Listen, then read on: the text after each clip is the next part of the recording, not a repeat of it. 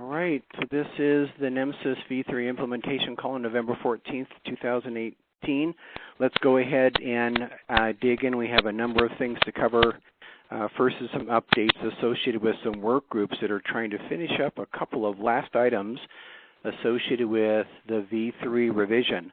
That process is moving forward with the many changes that have been approved and finalized. Laurel on our team is actually implementing those into new XSD structures as we speak. She got a lot of work on those done yesterday, actually. But we have 3 active work groups, and I always want to ask work group members if they would give an update. But I listen in on all those calls, and they're very busy, so I'll go ahead and give the updates. In regards to eDisposition 12, that work has been completed, reviewed by the DMC, also reviewed by NHTSA last week. There is good support for moving forward. There was a request made by Dan out of Illinois and others to develop like a 10-minute YouTube video that they could distribute to their stakeholders that would talk about this move from eDisposition 12 and the 3.4 standard to the new 4 elements that will be present in the 3.5. So we have put together a proposed structure for that 10-minute video, and we're preparing to the materials to produce that. The main topics that will be covered is kind of a comparison of the structures in 3.4.0, the current eDisposition 12, and how those elements will map over to a new structure that will allow for many more combinations of dispositions to occur. So it isn't that we're really trying to improve on the current eDisposition 12. The current eDisposition 12 mixes so many concepts that if we listed all the possible combinations of treated and transported and crew disposition, it would just get too unwieldy. So the use of several elements to handle the many possible combinations is much more efficient. So we'll talk about that. All of the new elements and their values have definitions. That is an improvement over eDisposition 12 as it currently stands. So we'll be talking about those definitions. All definitions have an example in them, so that should be valuable.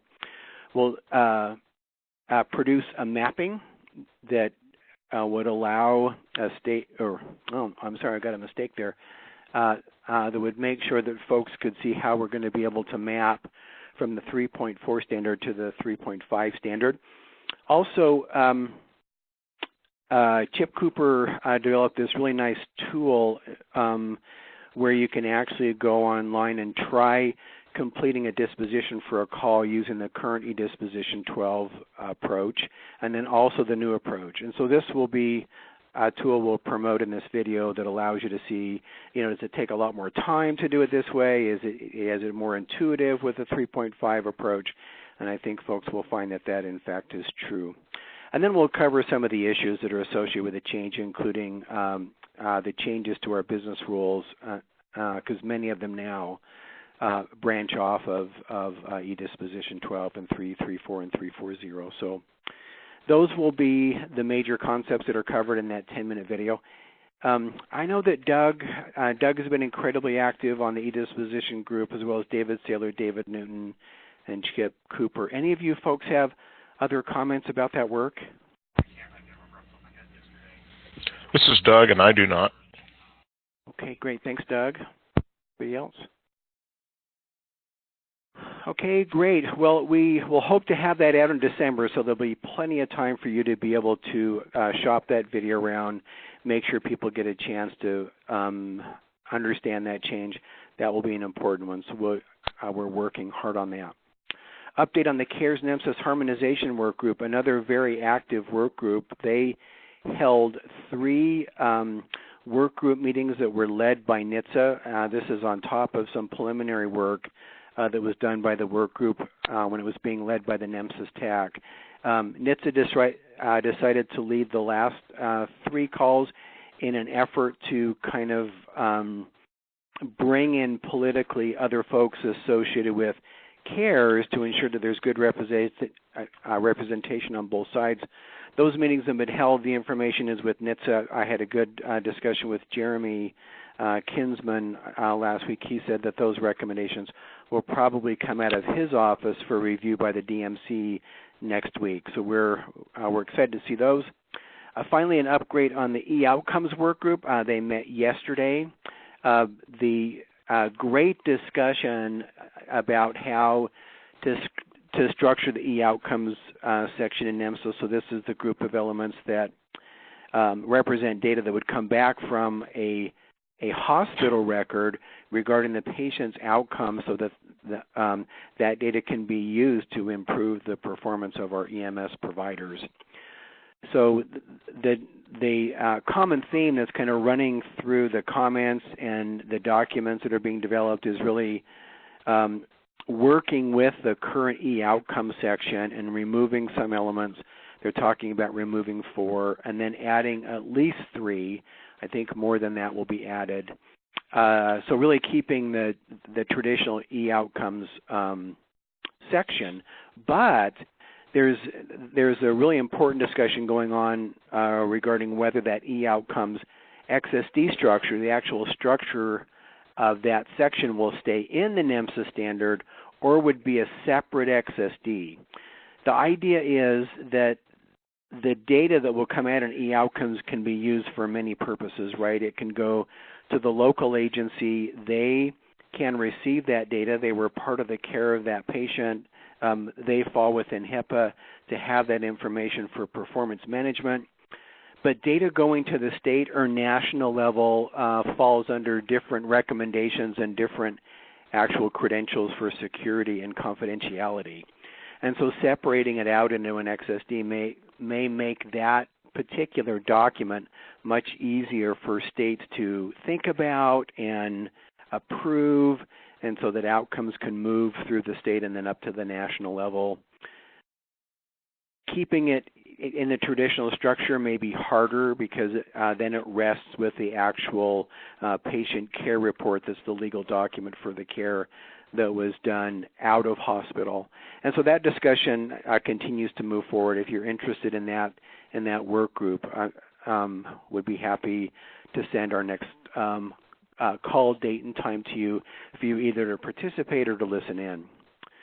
So those are the updates on the 3 work groups. Any questions related to the work that any of those 3 groups are doing?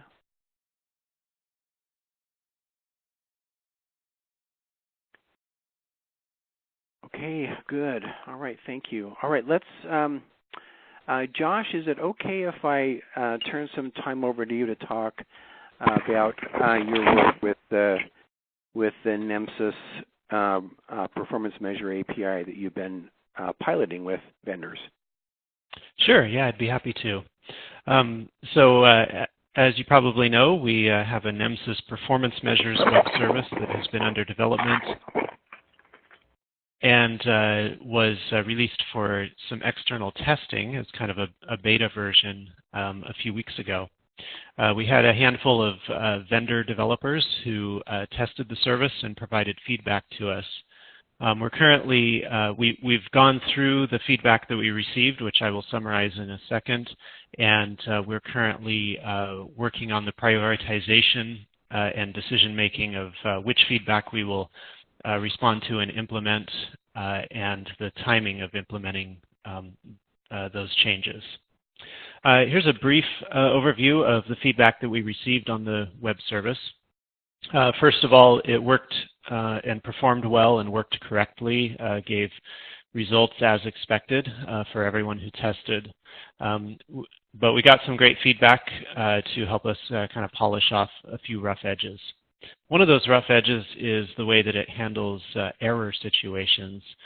For example, if the client submits a bad request, how it responds to that bad request in a predictable way.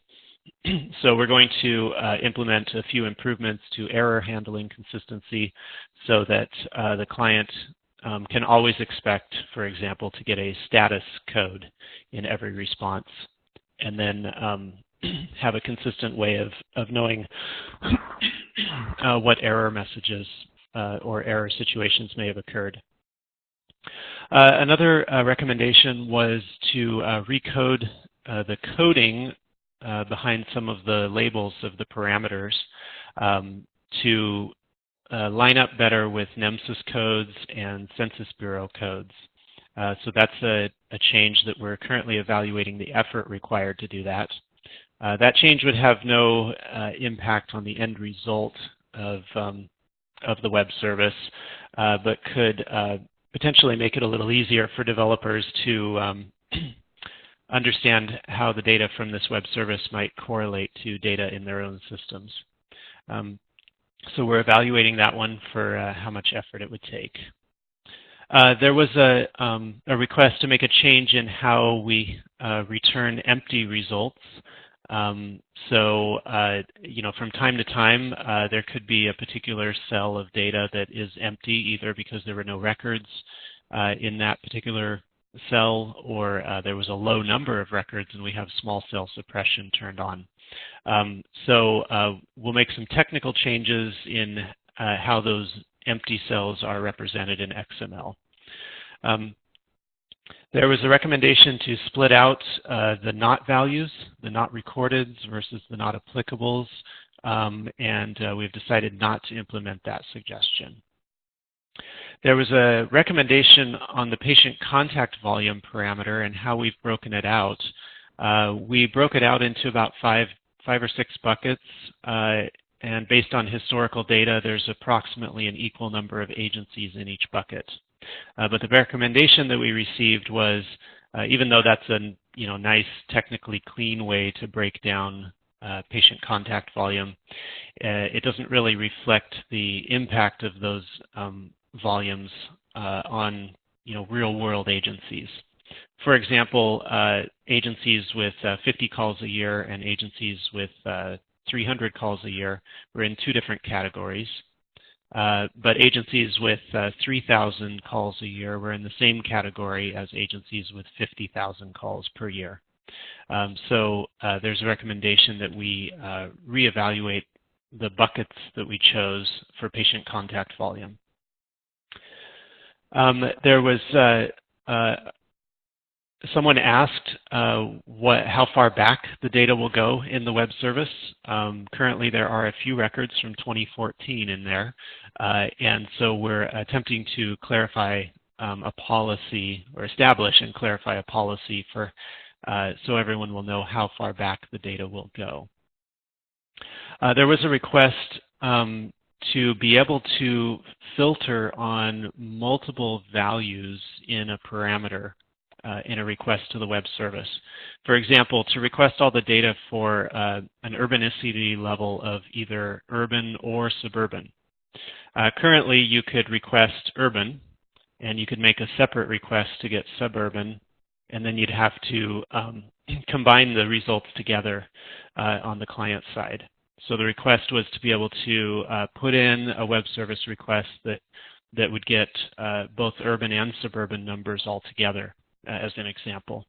So that is one that we are evaluating the effort on that request, and depending on the level of effort, it may be implemented in the initial release, or it may be pushed to an enhancement release later.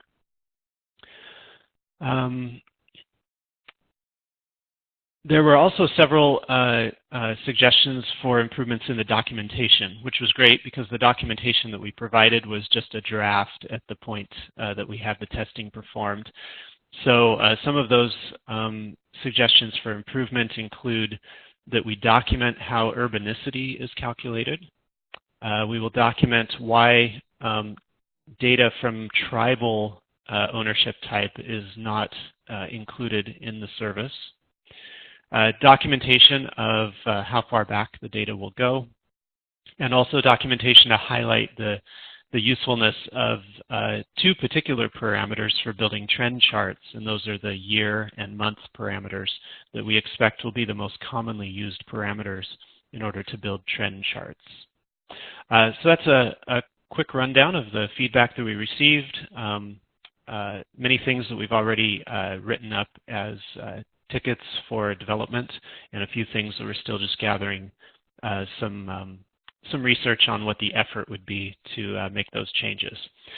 So at this point, I don't have a new date for you on production release of this web service, but I can say that things are moving along smoothly, and so I expect that we're going to see something in the next couple of months as we polish off these remaining points. Anyone have any questions on the Performance Measures web service and where we're at with that project?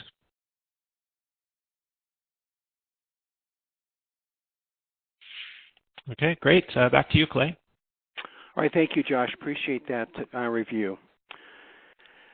Okay, great. Lisa Young is going to share with us where we stand with some other developments. Folks may have noticed that we took some time to make some corrections to our ETL, and it was associated with an issue that we saw with the 2017 data that we were preparing for release. There was a mapping from 334 to 340 that wasn't working as we had anticipated, so we took the time to fix that.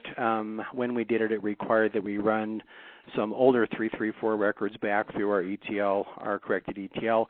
Found a couple of other issues, and so we decided to take some time to work on those things. And so some of the Tableau reports that you're used to seeing have not been available. They should be back online now, I think. And Lisa, could you give us an update on where we stand with all those issues? Clay, you took all of my speaking points. Oh, well, I hope not, because there's some detail hopefully you can share. Sorry.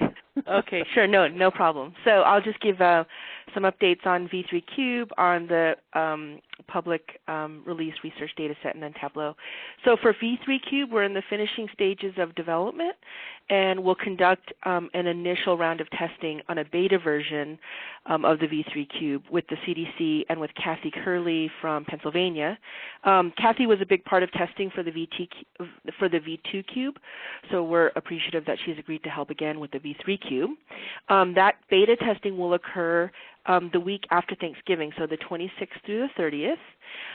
And then from there, we will get all the feedback and any kind of bugs that need to be fixed. We'll do the prioritization similar to what Josh was referring to for performance measures, and then that'll happen over the course of 2 to 3 weeks while we prep for the final release of the V3 Cube.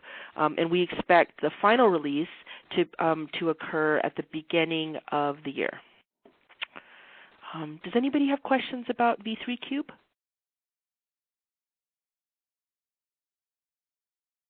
Okay, great. Okay, so regarding the 2017 data set, as Clay alluded to, we ran into some issues, noticed some issues with one of the elements. We're almost complete with wrapping up the 2017 data set. We obviously wanted to be done with this earlier, but we wanted to take the time to correct the data. And we're in the final stages of checking it. So we've rerun it, and we're checking it, and that should probably take maybe 5 to 7 more business days. And of course, we're going to miss out on next Thursday and Friday. So we're looking at the last week in November to be complete and be able to wrap that up and share that out. And then that impacted our ability to refresh our data on Tableau. As you are probably aware, I've been sending out updates through the various boards. But as of late yesterday, the data in the dashboard has been refreshed. So thank you for your patience on that. We should be back and running with normal operations, but if there's any issues or any questions that you have, feel free to just call me directly or send me email, and I'll send that information through the chat here as soon as I'm finished giving the update. Does anyone have any questions on any of those topics, V3 Cube, the data set, or Tableau?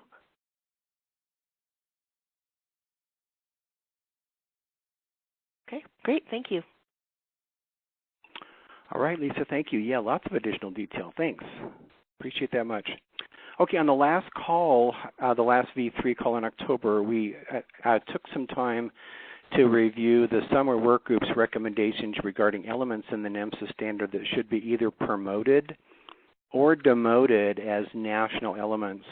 And I wanted to share those findings with you. We have shared these findings with NHTSA and are looking forward to having the same ballot be run through the DMC, they'll have a chance to see these findings as well. We just want to run through these real quickly with you so you can see how you voted in the recommendations that we're making to NHTSA and to DMC. So these are the D agency statistical calendar year, total primary service area. All these had strong support for removal.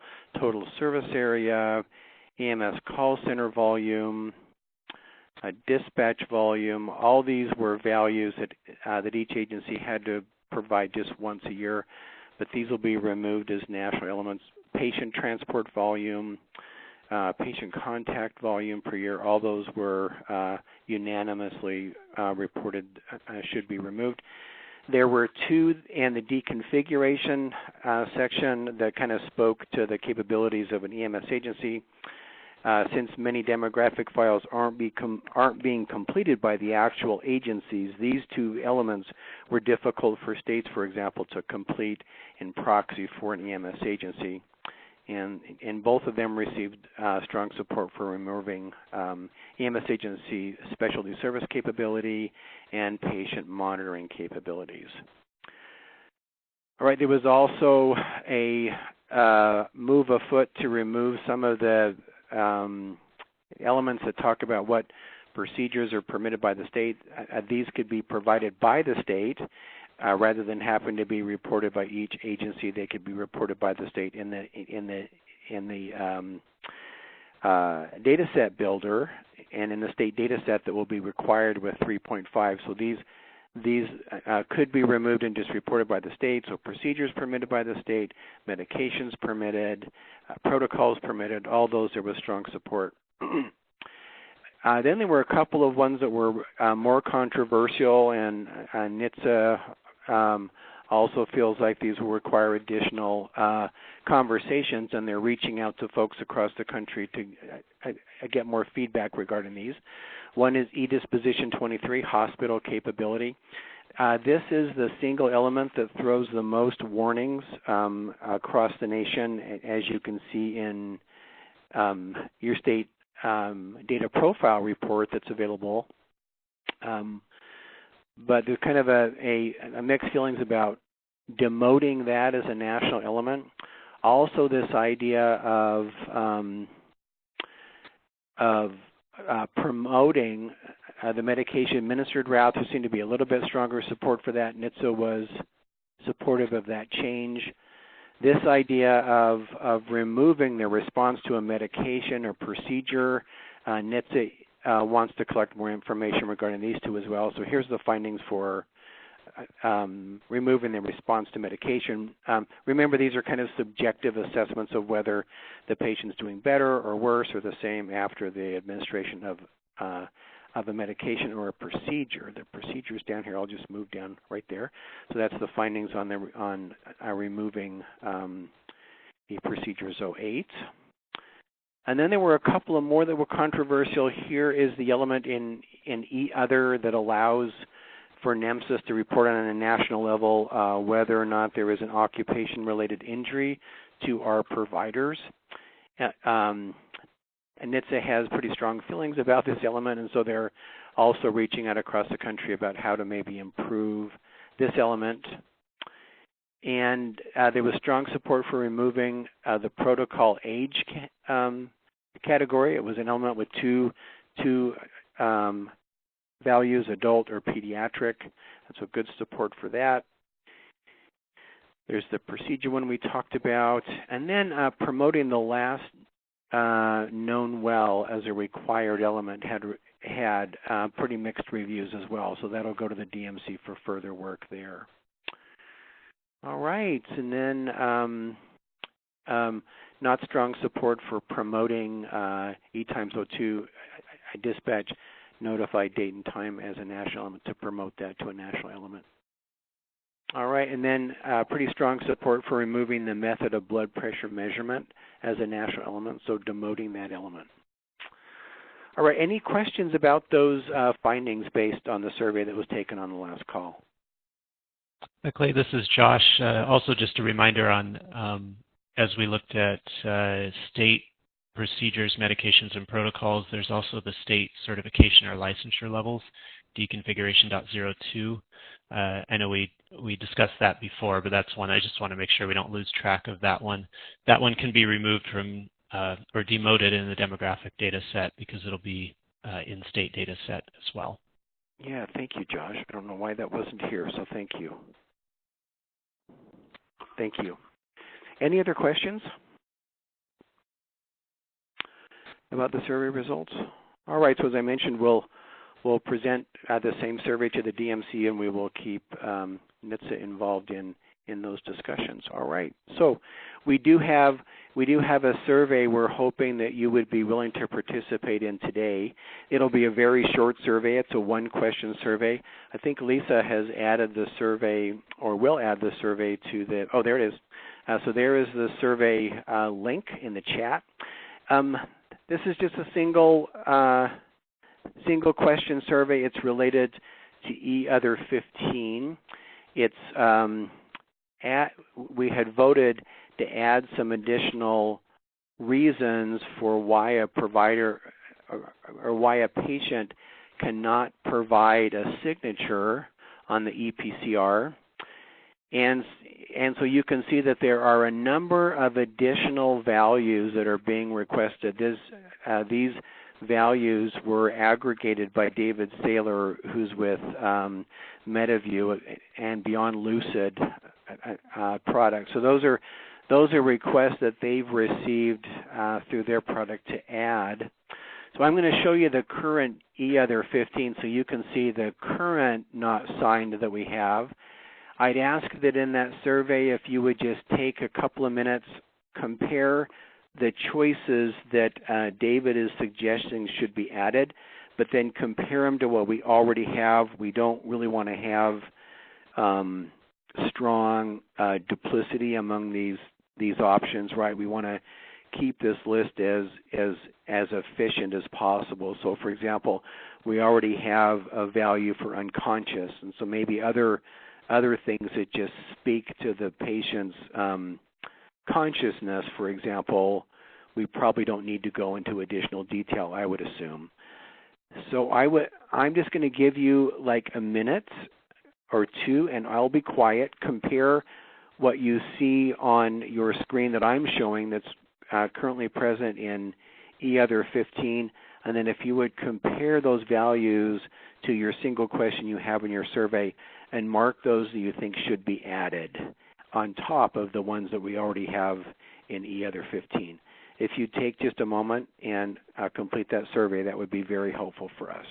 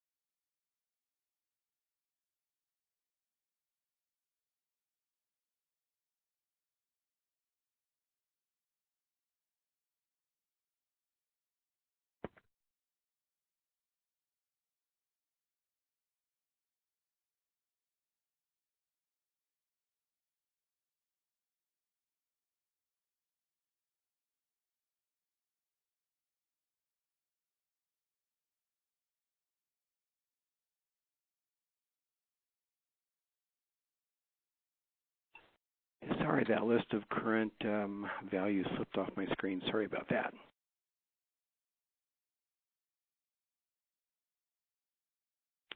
Anybody need more time to complete that list? Complete that survey question? Okay, all right. All right, thank you for working through that list and completing that survey. That will help us. I can't tell you how much we appreciate you really taking the time to help us on these calls, to listen and to participate. It really helps us to ensure that we're moving this forward in a way that's helpful to the entire industry. So thank you. All right, fantastic. One more item I wanted to cover. This last item we can just talk about briefly. There's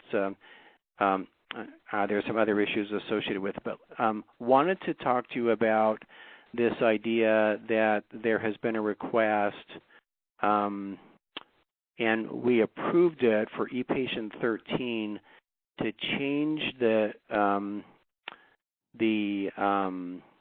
name of this element from gender to sex. So let me just bring it up here. This seemed like an easy change, but as we speak to folks about what to do here, it becomes a little bit more complicated.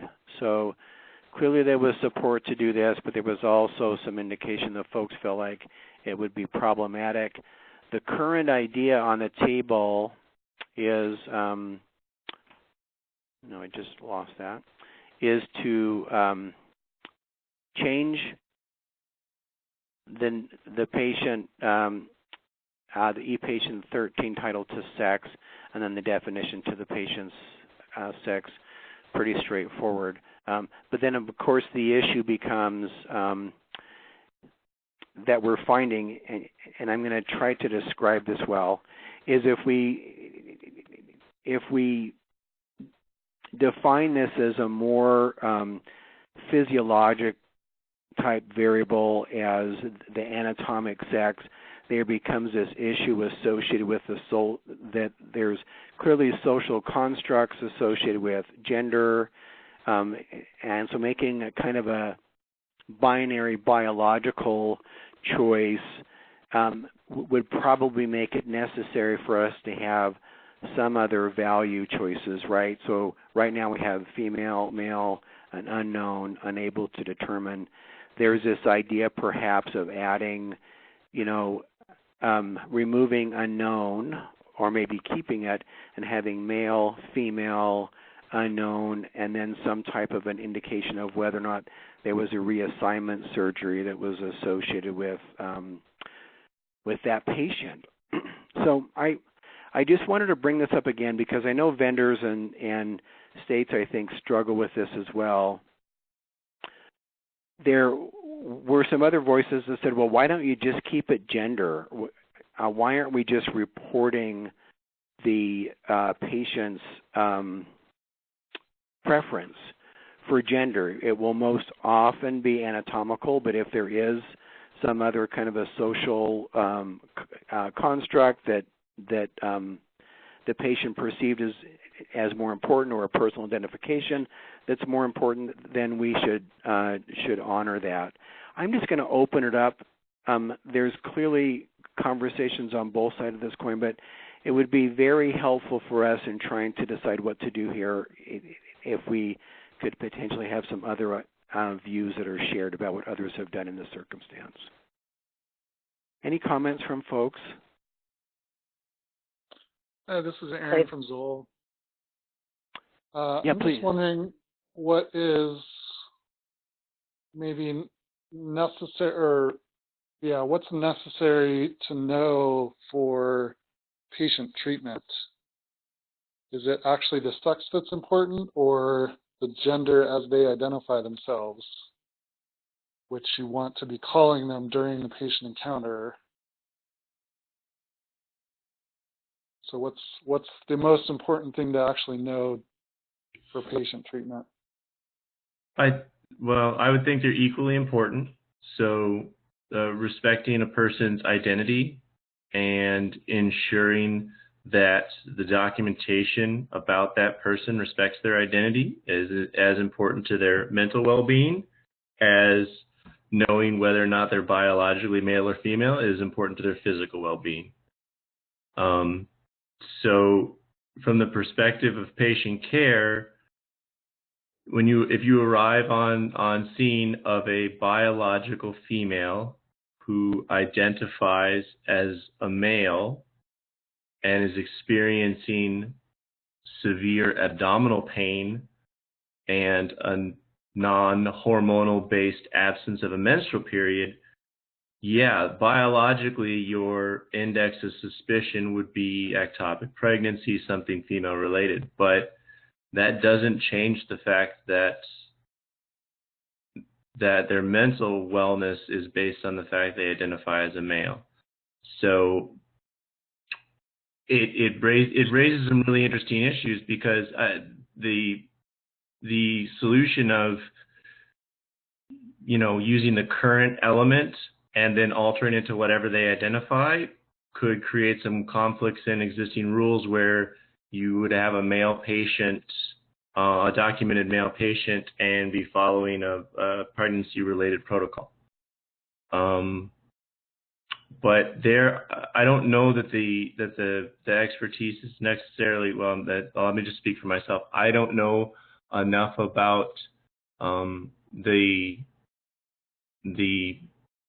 feelings, the requirements, the constructs around this to be in compliance with things like safe spaces, to be in compliance with other programs at a federal or state level that legislate equal access for people. So I would encourage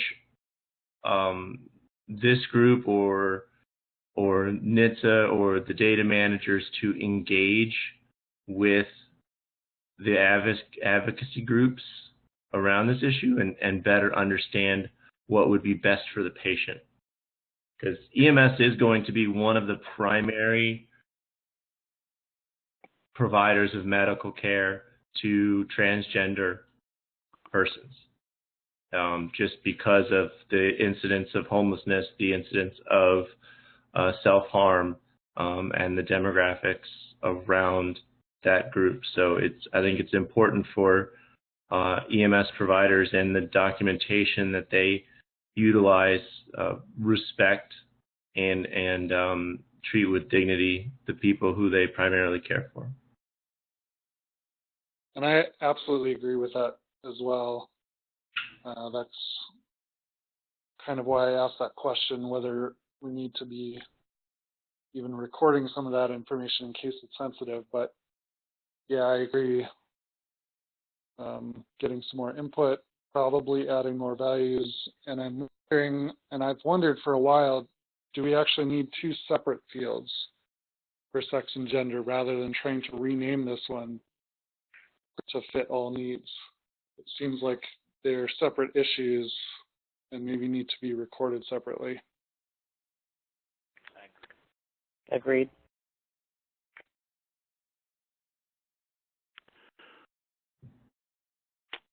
I think that was also Ryan and Ridgely, right, who were speaking. Yeah, thank you. This is Laurel at the TAC. I think that if we keep gender as an element, that it would be very important that we add a value for other genders, because not all persons identify as male or female.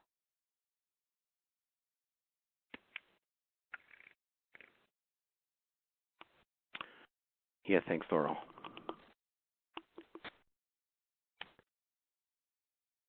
Other opinions or other folks within states or vendors who have wrestled with this? This discussion is really helpful.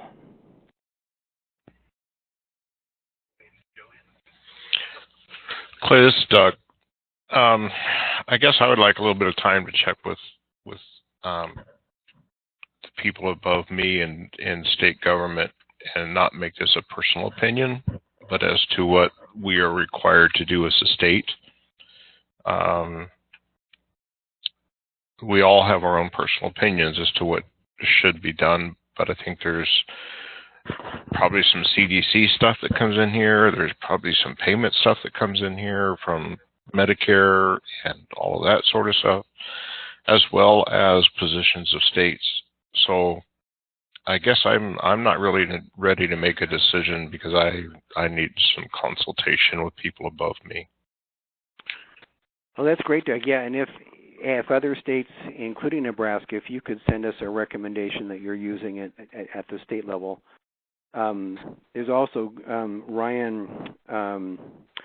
Ryan's thought to check with Safe Spaces and some of those other types of groups would be great. We'll check with the CDC. So we'll do kind of a national search here from this level and see if we can find some recommendations that seem to meet our needs. But would love to hear from states what they're doing or other vendors what they've been doing. So yeah, thank you, Doug. Any other comments that folks have regarding this question? Other things they think we should investigate or other avenues to look at? Clay, have you guys taken Ridgely's consideration about splitting up the elements into two separate elements? Maybe have biological sex and identity sex? Yeah, that's an interesting thought that was shared. We haven't entertained that idea, but it certainly would clarify the issue. That's for sure. So who was that just shared that thought? Sorry. This is me, Juan. Oh, Juan. Okay, yeah. Thanks, Juan. And this is Ridgely. It wasn't my suggestion, although I wish it was. But I agree that it seems like the only way to do it. Yeah. So, Juan, are you doing something like that in other branches of government there or within your own state data set?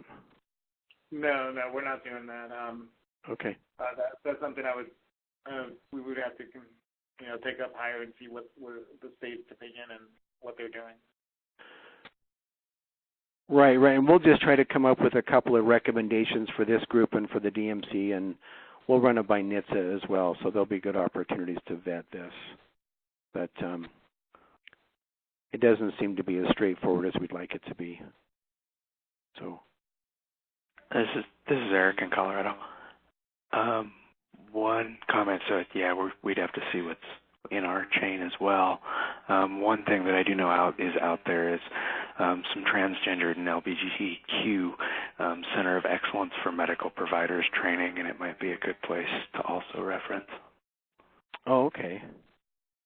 Could you say that one more time? So this is a Center of Excellence. Yeah, there's a couple different ones. One I know is the Transgender Healthcare Dignity Model Centers of Excellence. Okay. Thank you, Eric. That'll be helpful. We'll look that up. All right.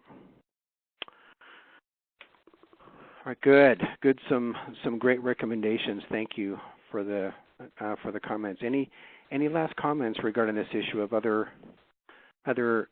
ideas we haven't touched on? Okay, great. All right. The last item we have here, there also has been an approved request for us to move the e-airway section into the e-procedure section. So this was approved for movement. NHTSA is had some concern about this. Here's what we have in the e-airway group. Clearly, there is some perceived overlap here, right? This is a procedure. It is a reported procedure. The procedure actually isn't reported here, so we would actually we depend on the e-procedure section for the actual documentation of the equipment. We do have, whether it was successful, whether there was a complication on the response to the procedures. We talked about this earlier. This has been considered for demotion as a national element. Clearly, some of that overlaps with, if there was a complication encountered. But if you look at these choices, clearly they're not the type of choices that you find in e-procedures. And so the approach, I think, that was requested was to have e-procedures have groups within e-procedures, kind of like you might find in like e-patient here. So you can see there's a group, there's an age group, for example. So in the e-procedures, there'd be an airway group where we would probably move most of these elements into that E-airway group.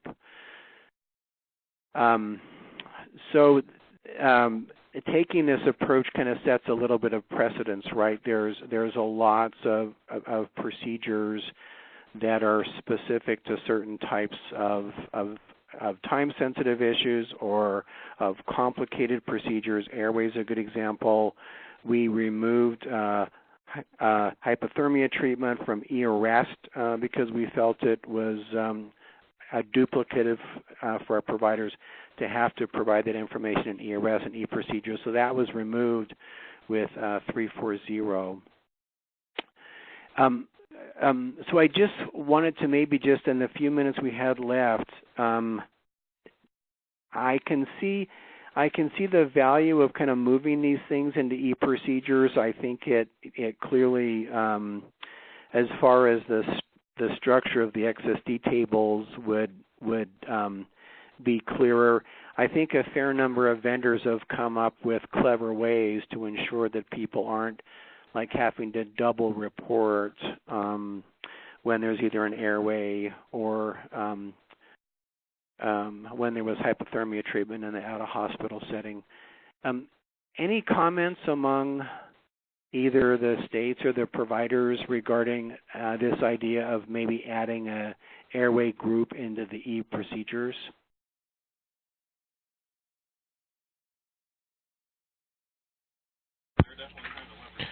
This is Doug again. I think your concept of this being a precedent is more of a can of worms, because I'm already thinking of stuff that we can move out of the vital section and make it part of a subgroup within a procedure that really aren't vital signs.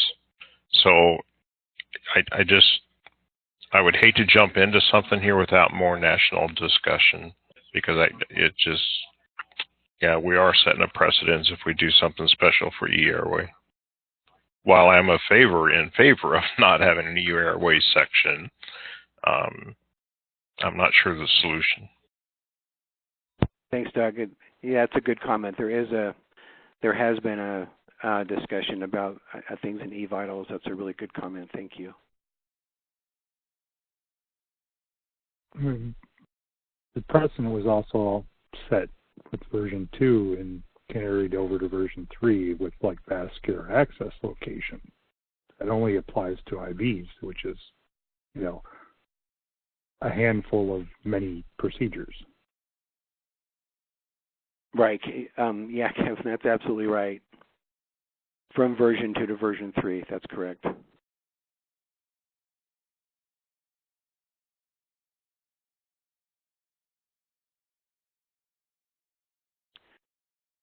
Any other comments?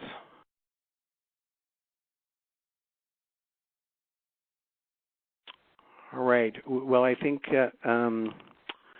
we will continue to wrestle with this a little bit and see if there might be a cleaner way to do this, or whether for this version of the standard, E-airway remains independent.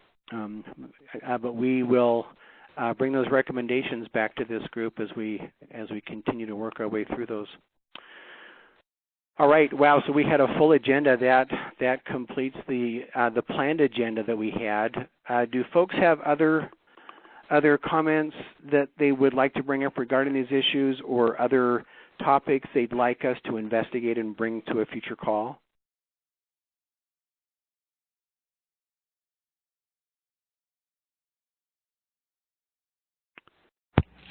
This is Doug again. I'm sorry I keep jumping in here, but I'm wondering if NHTSA has a vision of timelines for moving e-disposition 12 or these other things forward through the DMC and as well as the directors, or is this from Almighty on high NHTSA saying we're going to do it?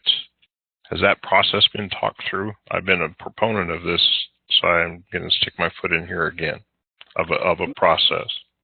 Yeah, Doug. No, that's a great comment. We shared almost that exact wording with NHTSA. So the idea of us developing kind of the 10-minute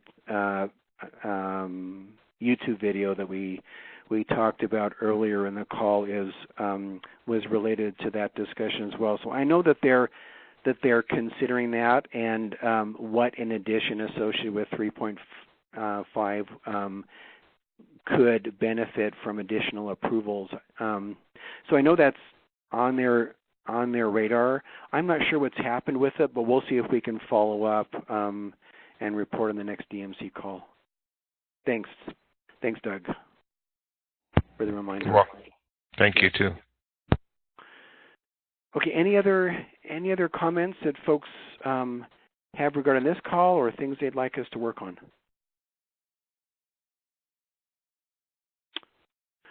All right. Well, thank you very much. This has been a great call. Thank you for participating in the survey. This helps us continue to move forward with 3.5, making sure that we are as transparent as possible, and you're able to remain involved in that process. The next V3 call will be on November 28th and then December 12th, and we will reschedule, as is obvious, the December 26th call, and we'll get back to you with that date and time. Thank you very much for your participation today. Enjoy your day and your Thanksgiving holiday. Thanks.